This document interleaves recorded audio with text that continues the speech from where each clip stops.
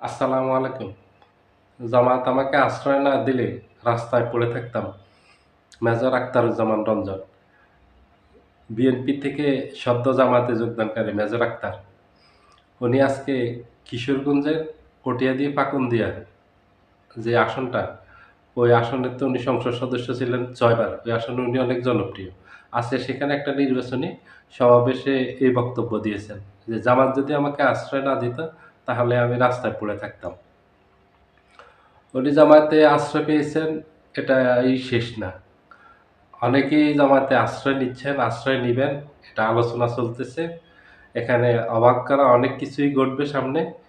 কারণ এখান থেকে মেজর আক্তার যোগ দিয়েছেন। জামাতে আরো অনেকগুলি চমক আছে, সামনে আসতেছে। জামাতে যোগদান করার জন্য ভিতরে বিএনপির অনেকেই আলোচনা করতেছেন। জামাতের সবুজ সংকেত পেলে আনুষ্ঠানিকভাবে ঘোষণা দিয়ে জামায়াতে যোগদান করবেন। সেটা হলো জামাত থেকে যদি নিশ্চিত করা হয়, ওনাদেরকে নমিনেশন দেওয়া হবে। বিএনপির অনেক হেভিওয়েট প্রার্থী আছেন, যারা জামায়াতে যোগদান করবেন। ভিতরে যোগাযোগ চলতেছে এবং এগুলো নিয়ে আলোচনা প্রতিদিনই চলতেছে, আলোচনা হচ্ছে। এগুলি কিছুদিনের ভিতরে দেখবেন যে অনেক চমক আসতেছে রাজনীতিতে।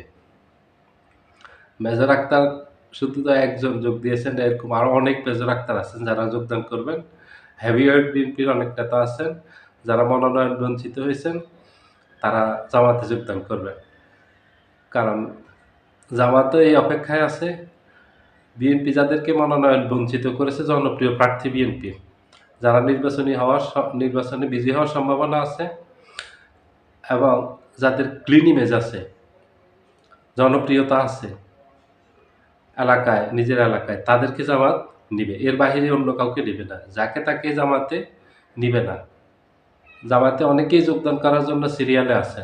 আমি এটা বাড়াবাড়ি বলিনি, আপনারা একটু খবর রাখলে এটা জানতে পারবেন অথবা সামনে দেখতে পাবেন। অনেকেই আছেন, কিন্তু সবাইকে বিএনপির অথবা অন্যান্য দলের সবাইকে জামাত দিবে না। আপনারা জানেন এই যে ৫ই আগস্টের পর ব্যারিস্টার শাহজাহান ওমর বীরুত্তম জামায়াতে যোগদান করতে চেয়েছে, জামায়াতে একদম সরাসরি নিষিদ্ধ করে দিয়েছে। ওনাকে একেবারে, ওনার সাথে কোনো আলোচনাই করেনি। কিন্তু বিএনপির কিছু ক্লিন ইমেজের নেতা আছেন এবং যাদের জনপ্রিয়তা আছে এবং যাদের একটা সৎ ভাবমূর্তি আছে জনগণের কাছে, যে এই মানুষগুলি সৎ, ভালো, এদের মাঝে কোনো সন্ত্রাসী কর্মকাণ্ড নেই অথবা বিতর্কিত কোনো বক্তব্য কখনো দেননি, কোনো কাজ করেননি। এদেরকে জামাত নিবে এবং তাদেরকে একটা সুযোগ দিবে আগামী জাতীয় সংসদ নির্বাচনে অংশগ্রহণ করার জন্য জামাতের প্রার্থী হিসাবে। এখানে অনেক চমক আসতেছে। একের পর এক চমক আসবে জামাতের রাজনীতিতে। ৫ই আগস্টের পর অনেক চমক আসছে। প্রথম চমকটা জামাত দেখিয়েছে ৫ই আগস্টের পরপরই ৩০০ আসনে জামাতের প্রার্থী তালিকা প্রার্থী ঘোষণা করা এবং সেখানে নির্বাচনী প্রচারণা শুরু করা ৫ই আগস্টের পরপরই। যেটা অনেকে চমকিত হয়েছে, অনেকে অবাক হয়েছে, বিস্মিত হয়েছে যে এত আগের থেকে কেন? আবার অনেকে সমালোচনা করছে যে জামাত এত আগের থেকে কেন নির্বাচনী প্রচারণা চালাচ্ছে? এখনো তো নির্বাচনই আসেনি। নির্বাচনের তারিখই ঘোষণা করেনি। ওরা এত আগের থেকে কেন করতেছে? কবে নির্বাচন হয়, কখন নির্বাচন হয়? এটার কোনো ঠিক নেই। জামাতের নির্দিষ্ট কৌশল আছে। তারা নির্দিষ্ট কৌশলে এগিয়ে যায় এবং তাদের কৌশল হলো সুদূর প্রসারী। দীর্ঘমেয়াদী পরিকল্পনা নিয়ে তারা রাজনীতি করে।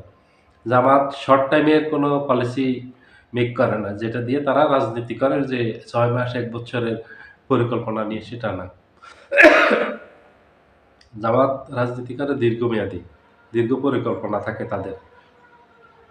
তারপরে জামাত অনেকগুলি চমক দিয়েছে। তাদের প্রার্থী তালিকায় দেখেছেন হিন্দু একজন ভাইকে নমিনেশন দিয়েছেন খুলনা থেকে, কৃষ্ণ নন্দী।